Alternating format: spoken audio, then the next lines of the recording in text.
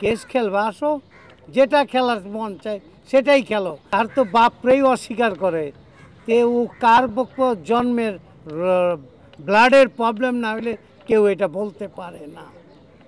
কারণ ও যাকে তার মুখ দেখলো, যাকে তার চিনলো দুনিয়া, তার কথাই ভুলে যায়, তার দুনিয়াতে আর কি দেখবে। ও 6 জনও বলবো না, আর 103 জনও বলবো না, যারা বাকি আছে আশা এখনো হয় নাই, হয়তো অনেকে বাকি, তাদের সবাইকে নিয়ে আমি শিল্পী সমিতির সবাইকে ধন্যবাদ জানাচ্ছি।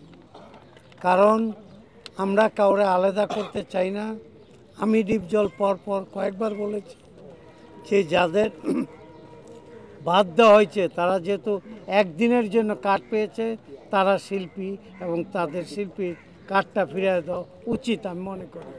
তা আমরা সুযোগে আসছে, আমরা সবাইকে গ্রহণ করে নিলাম এবং বিগত দিনে যারা যে ভুল করছে তাদের আমরা ক্ষমা দৃষ্টিতে দেখে, আপনারাও ক্ষমা দৃষ্টিতে দেখে তাদের সাথে ধৈর্য ধারণ করে কাজ করে এগিয়ে যান।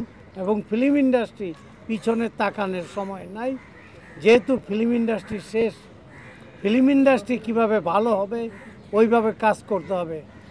কাঞ্চন ভাই বলে গিয়েছেন পিকনিকে, গত পিকনিকে ওনার কথা শুনলাম, কি কি কাজ হয়েছে কি কি কাজ হয় নাই তা আপনারা শুনলেই বুঝতে পারবেন।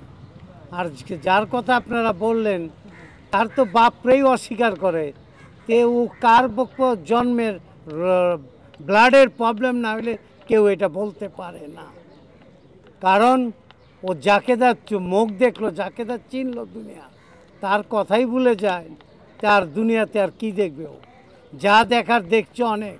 কেস খেলবা আসো, যেটা খেলার মন চায় সেটাই খেলো, কিন্তু আমরা চাই একটা ভদ্রতা এবং নম্র সুন্দর ভালো বলবে ফিল্ম ইন্ডাস্ট্রিকে সেই দিকে নজর দেন, ভালো হবে।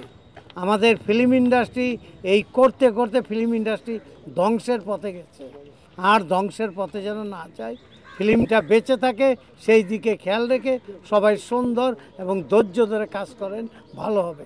আসসালামু আলাইকুম। ধন্যবাদ বিশিষ্ট চলচ্চিত্র প্রযোজক এবং বিশিষ্ট চলচ্চিত্র অভিনেতা, বিশিষ্ট ব্যবসায়ী মনোহর হোসেন ডিপজল ভাইকে 103 জনের পক্ষ থেকে আন্তরিক এবং শুভেচ্ছা। সেই সঙ্গে বলতে যাচ্ছি ম্যাডাম নিপুণ, আপনার যে প্যানেলটা যে করছিলেন এই প্যানেলটা আপনি সাজাইতে পারেন নাই, এই জন্য আপনি ফেল করেছেন। সেই সঙ্গে এবার সমাপনী বক্তব্য দিবেন বাংলাদেশ চলচ্চিত্র শিল্পী সমিতির নবনির্বাচিত সংগঠক, বিশিষ্ট সংগঠক যে সংগঠক মিশা ভাই।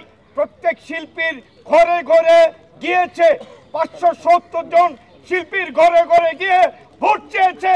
আপনি নিপুণ ম্যাডাম যদি রাজনীতি শিখতে চান তাহলে মিশা ভাইয়ের কাছে রাজনীতি শিখেন, শিখে যান রাজনীতি কাকে বলে এবং সংগঠক কিভাবে সংগঠন চালানো যায় আপনি শিখে পরবর্তী নির্বাচনে আপনি আসেন।